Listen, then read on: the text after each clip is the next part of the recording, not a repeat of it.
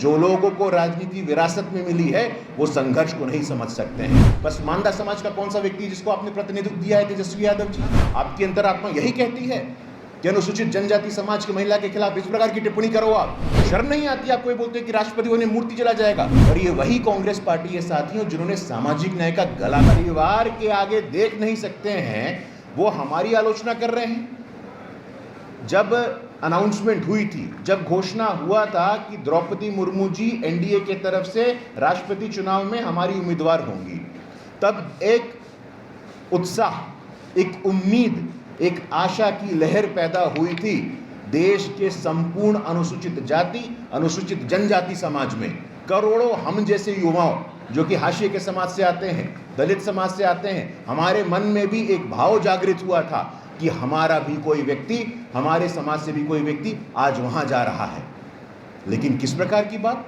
आपने कहा कि वो मूर्ति स्वरूप है। किनका समर्थन करते हैं आप? मैं स्मरण कराना चाहता हूं, मैं उनको याद दिलाना चाहता हूं कि आज जो हमारी उम्मीदवार हैं द्रौपदी मुर्मू जी, लंबे समय तक आपने विधायक के रूप में काम किया है और एक विधायक के रूप में काम करते हुए आपको सर्वश्रेष्ठ विधायक का भी पुरस्कार मिला है। सर्वश्रेष्ठ विधायक कोई ऐसी होता है क्या?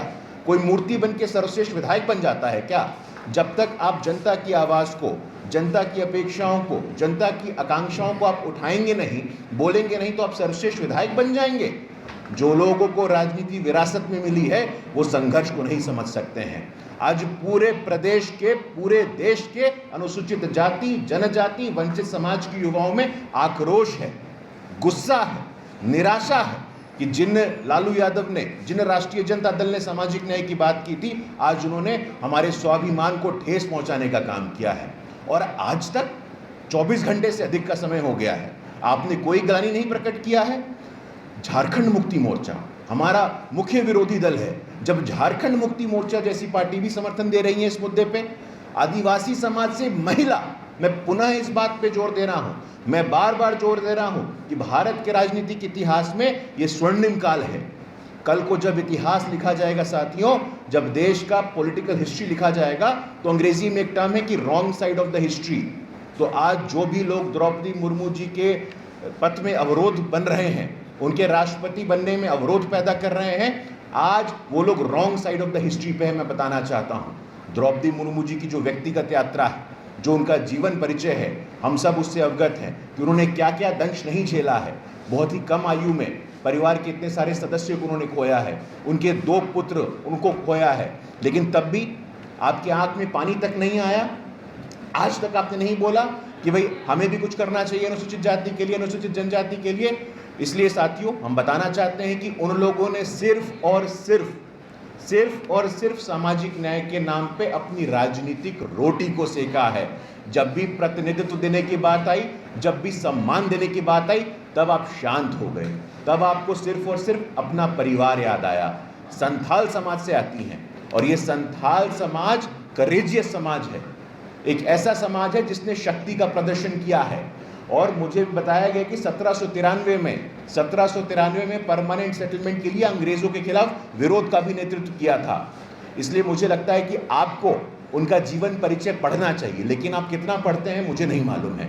लेकिन इस प्रकार अनुसूचित जनजाति, जाति और वंचितों के स्वाभिमान के साथ खेलना बंद करिए आप, उनके मान सम्मान को ठेस पहुंचाना बंद करिए आप। क्या किया है आपने? मैं खुली चुनौती देता हूं, आपके माध्यम से मैं खुली चुनौती देता हूं कि सामाजिक न्याय के विषय पे पिछले 8 सालों में जो अभूतपूर्व काम हमने किए हैं, आइए डिबेट करते हैं। स्थान आप तय करिए, तिथि आप तय करिए, सामाजिक न्याय के नाम पे हमने कितना किया है, आपने कितना किया है, आइए डिबेट करते हैं, आइए संवाद करते हैं। दूध का दूध, पानी का पानी हो जाएगा। मूर्ति बोलते हैं, मूर्ति होगा, राष्ट्रपति भवन में मूर्ति जाएगा, शांत रहेंगे। महिला कुछ बोलती नहीं है, महिला किसी की पत्नी ना हो, किसी की बेटी ना हो, किसी की बहन ना हो, किसी पॉलिटिकल फैमिली से ना आती हो, तो वो मूर्ति हो जाती है, आइडल हो जाती है। शर्म नहीं आती आपको ये बोलते कि राष्ट्रपति भवन में मूर्ति चला जाएगा? पूरे देश में इस बात को लेकर के आक्रोश है साथियों। आखिरकार क्या कारण है? मैंने बताया आपको, जेएमएम जैसी पार्टियां, वाईएसआर जैसी पार्टियां, बीजू जनता दल जैसी पार्टियां, यहाँ तक कि जो हमारी धुर विरोधी ममता दीदी हैं, ममता दीदी ने भी कहा कि वो तो कैंडिडेट आपने बाद में बताया, अगर कैंडिडेट का पहले पता चला होता तो हम भी समर्थन करते। लेकिन अभी भी ये क्या हठधर्मिता है? आप अभी भी समर्थन करने को तैयार नहीं है, और खास तौर पे आपके दोहरे मापदंड, जो आपके डबल स्टैंडर्ड हैं, इस बात पे एक्सपोज होते हैं क्योंकि आपने आज तक सोशल जस्टिस के नाम पे राजनीति की है। कांग्रेस आपके साथ है, कांग्रेस के साथ आप गठबंधन में हैं, और ये वही कांग्रेस पार्टी के साथी हैं जिन्होंने सामाजिक न्याय का गला घोंटा है। अभी कुछ दिनों पहले दक्षिण भारत से इलैया राजा जी को राज्यसभा में भेजा गया। आप जानते हैं, आप सुन करके आश्चर्यचकित होंगे कि आज तक 1952 से लेकर के आज तक किसी भी दलित समाज के व्यक्ति को राष्ट्रपति नामांकन से राज्यसभा नहीं भेजा गया था। आर्ट एंड कल्चर से पहली बार भेजा जाता है, तब भी आपके आंख में पानी नहीं है। जितनी भी है, मेरे पास सूची है। अभी हम लोगों के यहाँ राज्यसभा का चुनाव हुआ था जुलाई में जो हमारे 22 उम्मीदवार हैं, उस 22 में से 11 ऐसे हैं जो कि अति पिछड़ा दलित समाज, अनुसूचित जनजाति समाज से आते हैं। मैं तो खुली चुनौती देने को तैयार हूं। द्रौपदी मुर्मू जी हो, राष्ट्रपति नामांकन की बात हो, उत्तर प्रदेश कैबिनेट की बात करिए आप। उत्तर प्रदेश में जब विजय लक्ष्मी गौतम जी हैं, गुलाब देवी जी हैं, बेबी रानी मौर्य जी हैं, तीन दलित समाज की महिलाओं को, और दलित समाज में भी महिलाओं को, जनजाति समाज में महिलाओं को स्थान मिलता है, सम्मान मिलता है, भागीदारी मिलती है, तो समाज में एक संदेश जाता है। लेकिन तब भी आपको अभी भी मूर्ति लगती है।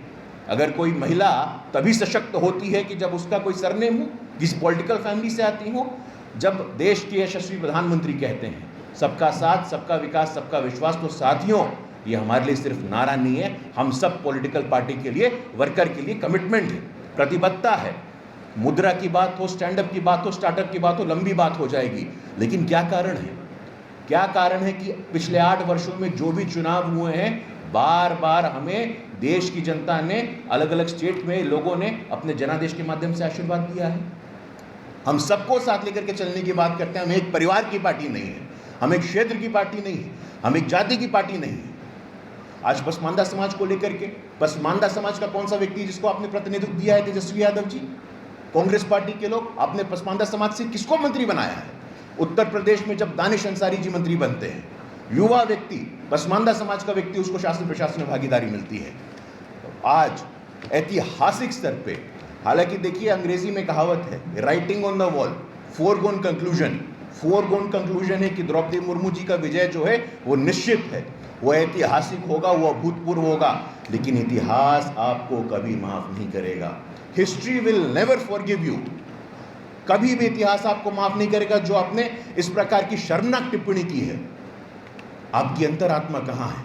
उनके राष्ट्रपति पद के उम्मीदवार कहते हैं अंतरात्मा के आधार पर वोट देना। आपकी अंतरात्मा यही कहती है कि अनुसूचित जनजाति समाज की महिला के खिलाफ इस प्रकार की टिप्पणी करो आप। हम आपके माध्यम से आग्रह करते हैं, आपके माध्यम से ये आग्रह करते हैं बड़ी विनम्रता पूर्वक कि आज देश भर अनुसूचित जाति जनजाति के मन में जो आक्रोश का भाव है उसको शांत करिए, क्षमा मांगिए और अपने बयान से वापस लीजिए।